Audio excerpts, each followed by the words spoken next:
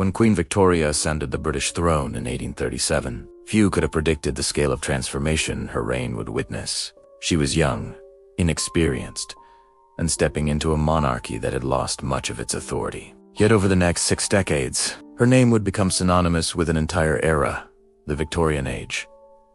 Victoria did not begin as a symbol of power. She began as a symbol of continuity. Britain was changing rapidly. Industry was expanding. Cities were growing. Social structures were shifting. The world was entering a new age of machines, factories, and global competition. Amid this turbulence, the monarchy needed stability. Victoria provided it. Her reign lasted 63 years and 7 months longer than any British monarch before her. During this period, Britain transformed into the most powerful empire the world had ever seen. At its height, the British Empire controlled nearly a quarter of the Earth's land and population. This was not merely expansion.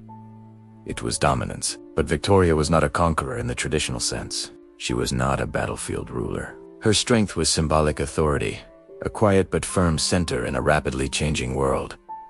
While governments rose and fell, Victoria remained constant. That constancy gave the empire psychological stability. The Industrial Revolution reshaped Britain during her reign. Steam power, railways, and factories accelerated production. Cities like Manchester and Birmingham became industrial giants. Railroads connected regions.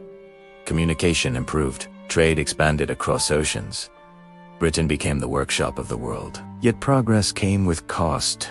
Industrial cities were crowded. Workers faced long hours in harsh conditions.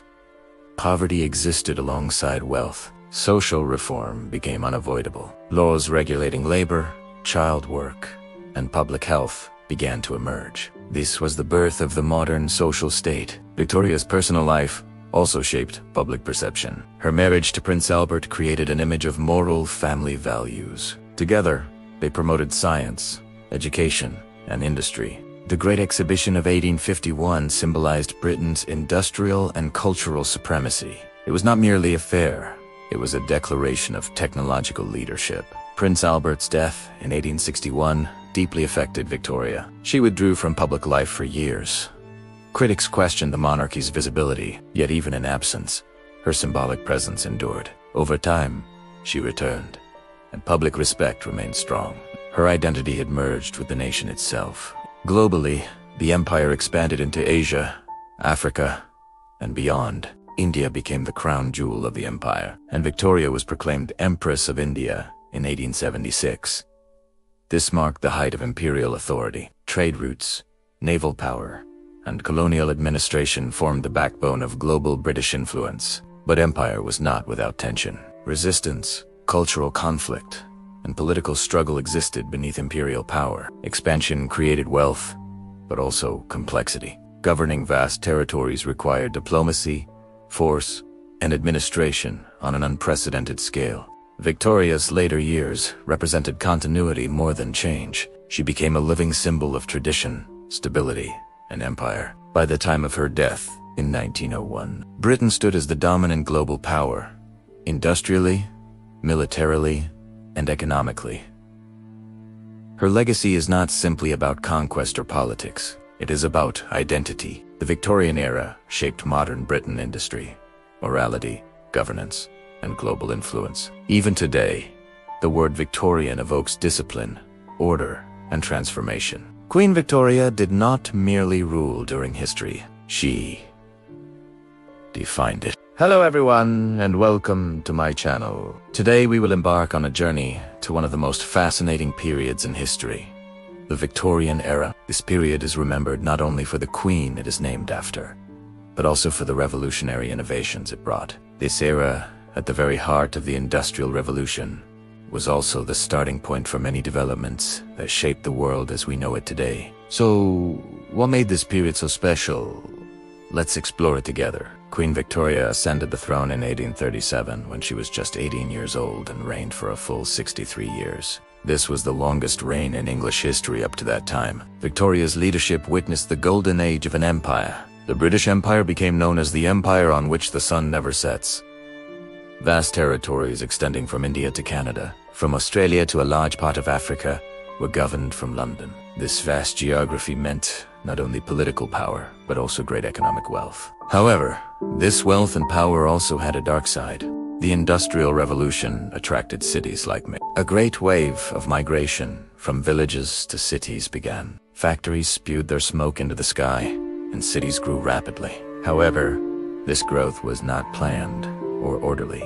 The working class lived in unhealthy and crowded neighborhoods, under extremely difficult conditions. Long working hours, low wages, and dangerous working environments made life even harder, especially for children and women. The gloomy London scenes described in Charles Dickens' novels were, in fact, a bitter reality of the period. At this point, social reforms came into play. There was a growing reaction against these inequalities and injustices in society. Parliament debated heatedly, and factory laws were enacted. These laws limited child labor, regulated working hours, and mandated the improvement of safety conditions in workplaces. For example, the 10 Hours Act of 1847 prohibited women and young people from working more than 10 hours a day in factories.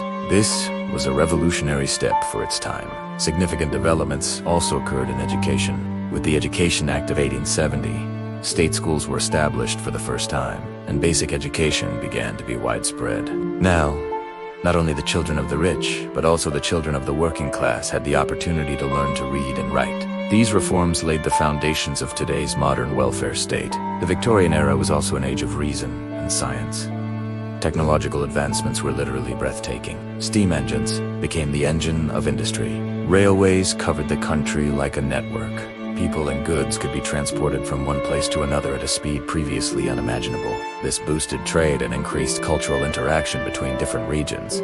Steamships crossed oceans, shortening distances between continents. The invention of the telegraph fundamentally changed communication. Now, news could reach from one end of the world to the other in just minutes, not weeks or months. This technological revolution forever changed people's perception of time and space. In the world of science, perhaps the greatest upheaval was caused by Charles Darwin. His work on the origin of species, published in 1859, profoundly affected not only biology but also philosophy and religion. The theory of evolution shook traditional beliefs about humanity's place in nature and led to great debates. Science had become not only a way to understand nature but also an area where humanity questioned its own existence. So, how did all these changes reflect in culture and art? Victorian culture, while known for its strict moral rules and adherence to traditions, also witnessed great creativity. In literature, names like Charles Dickens, the Brontë sisters, and Thomas Hardy skillfully depicted the social problems,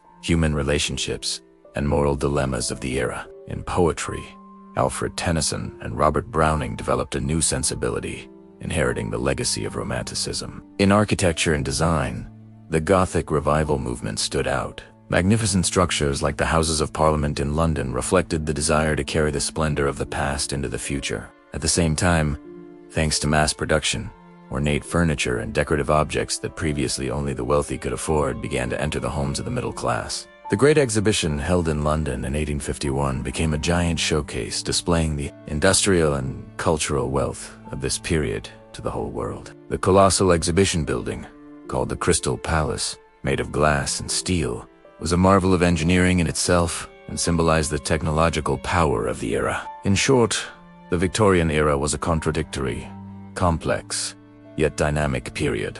On one hand, the misery and inequality brought by industry. On the other hand, the hope for a future illuminated by science and technology. On one hand, strict moral rules. On the other hand, a great explosion in art and literature. This period was a crossroads where the modern world experienced its birth pangs, and the old and new engaged in a fierce struggle. The roots of many rights, technologies, and cultural values we have today were laid in this interesting period. I hope you enjoyed this brief journey into the Victorian era. Which aspect of this era impressed you the most? Don't forget to share it with me in the comments. If you liked the video, don't forget to hit the like button and subscribe to my channel for more historical content. See you in the next video. Goodbye.